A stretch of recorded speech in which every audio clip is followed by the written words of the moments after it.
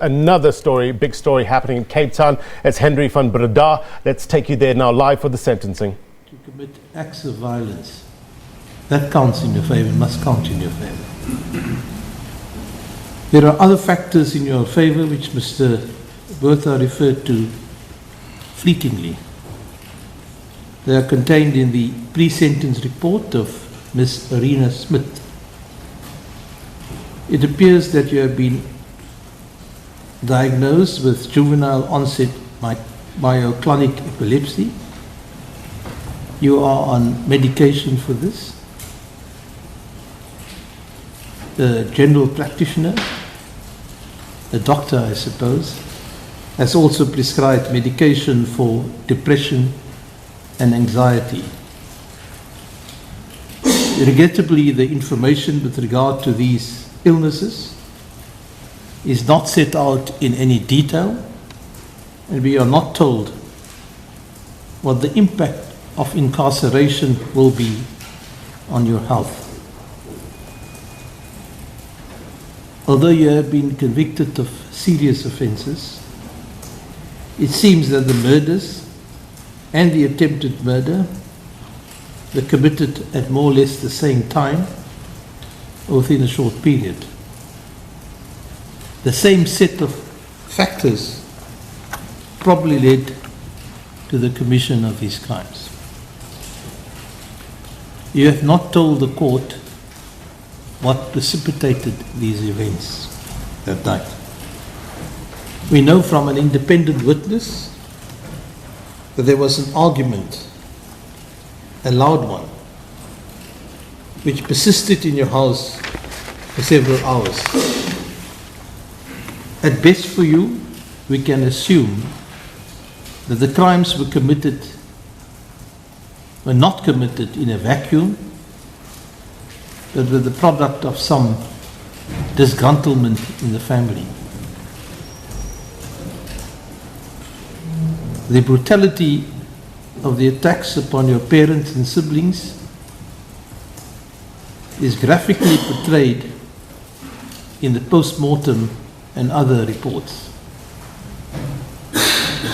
There were attacks involving a high degree of uncontrolled violence.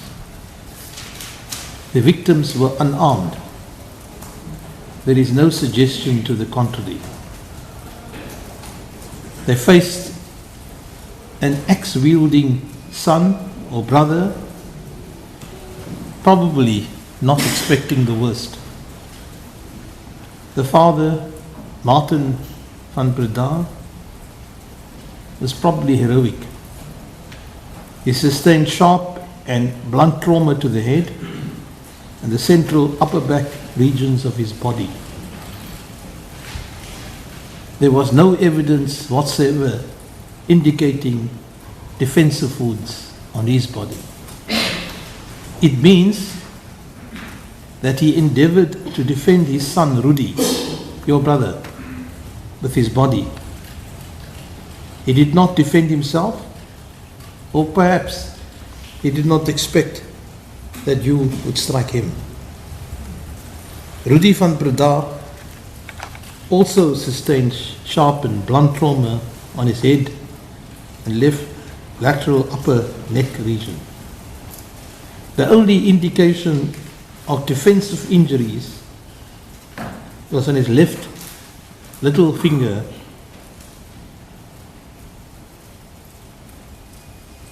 and that region. Little attempts, small attempts to defend themselves. Teresa van Breda, your mother, received similar injuries. An incised wound on the distal right dorsal thumb was suggestive of a defensive wound. In other words, he used the thumb hand to defend herself against an axe-wielding assailant. Marley van Breda was the victim of a similar type of attack. But in her case, fortunately, though life-threatening, it was not fatal.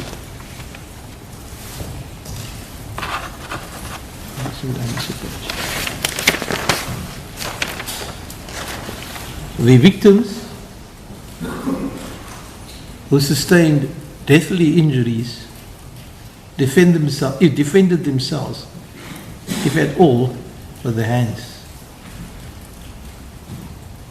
The assailant, the court has found it was you, with an axe launched a savage and continuous attack upon your victims.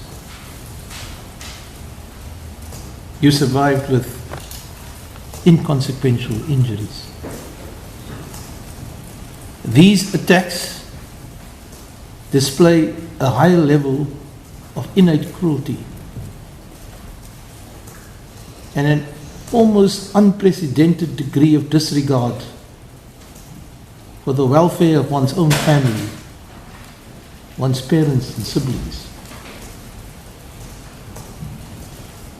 Each murderous attack upon a family member constitutes a very serious crime, warranting the severest penalty possible.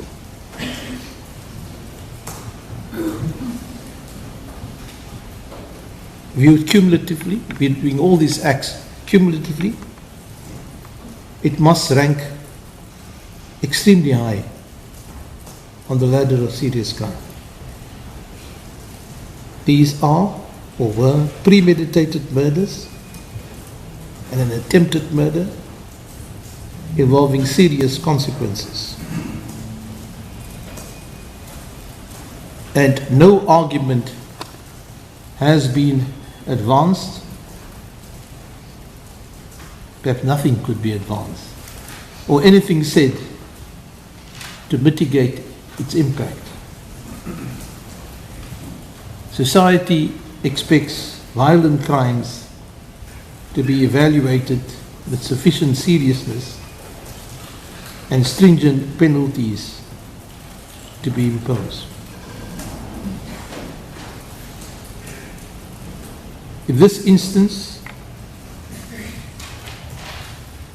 you have committed crimes with a degree of unbridled violence. The violence directed against your own family, killing 3 and causing serious harm to the 4th. The weapon used against the deceased and the injured was an axe,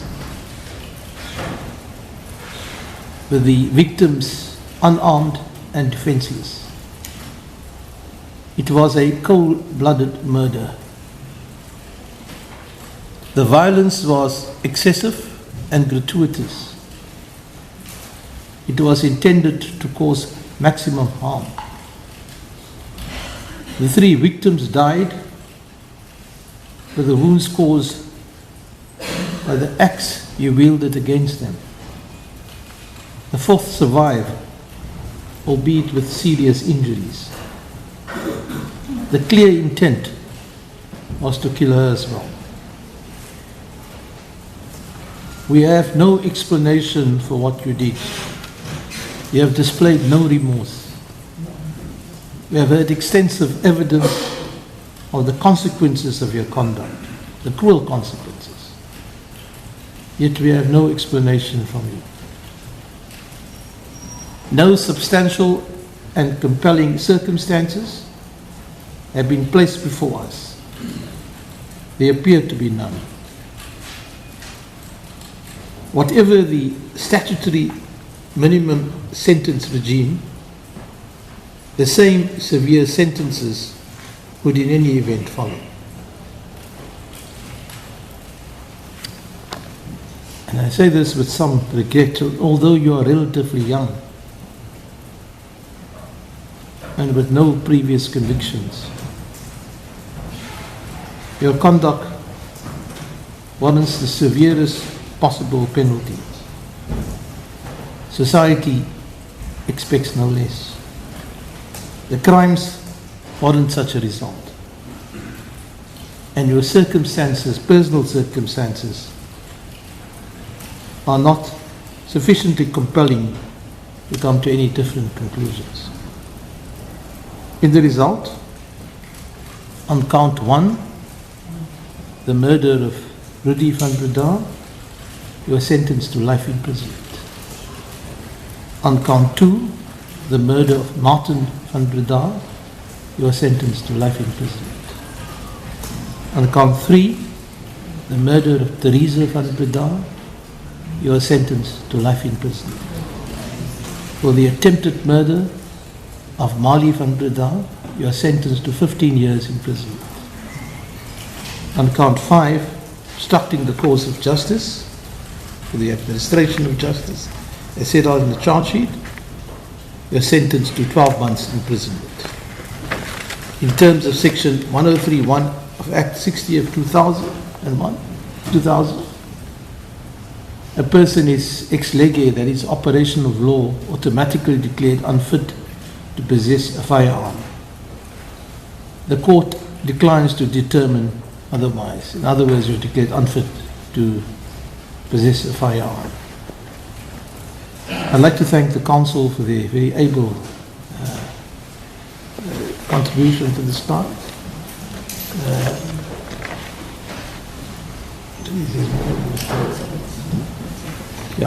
The exhibits in terms of section 234 declared forfeited to the state. I just say that this is the first trial that was fully covered by the media, the press. The court welcomed the role the media played in reporting these court proceedings.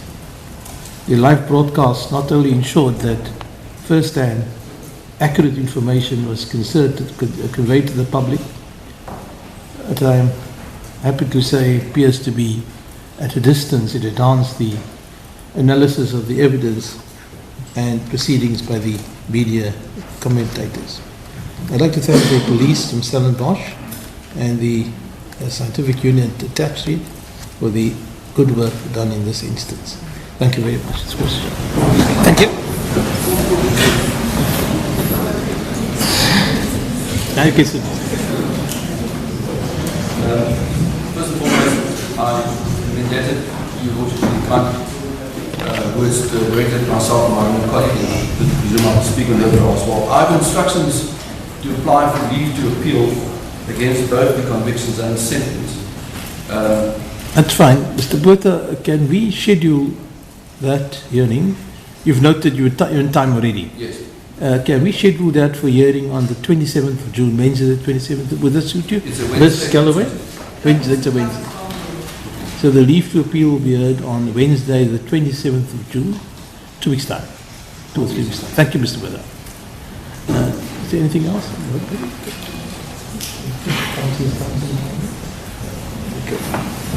The course is done.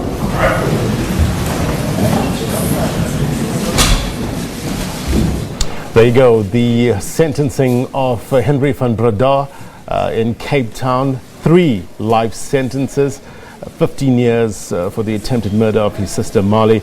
He's getting also for obstructing the course of justice 12 months, Desiree. Judge Siraj decided the unapologetic, saying that the violence was excessive and gratuitous. Also the defense for Henri asking for leave to appeal, and a date has been granted for the 27th of June. The judge just recapping it was gruesome details that actually emerged from this case. He said he showed unprecedented disregard for his family. The judge used the word for his parents. The judge used the word unbridled violence, saying it was a cold-blooded murder, violence that was intended to cause maximum harm. And just looking at the visuals, Desiree, he seemed reticent, looking the judge straight in the eye, and not showing any emotions.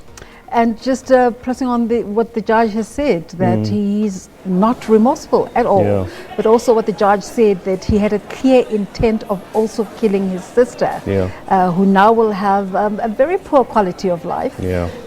So it will be interesting to see how she manages to cope going forward.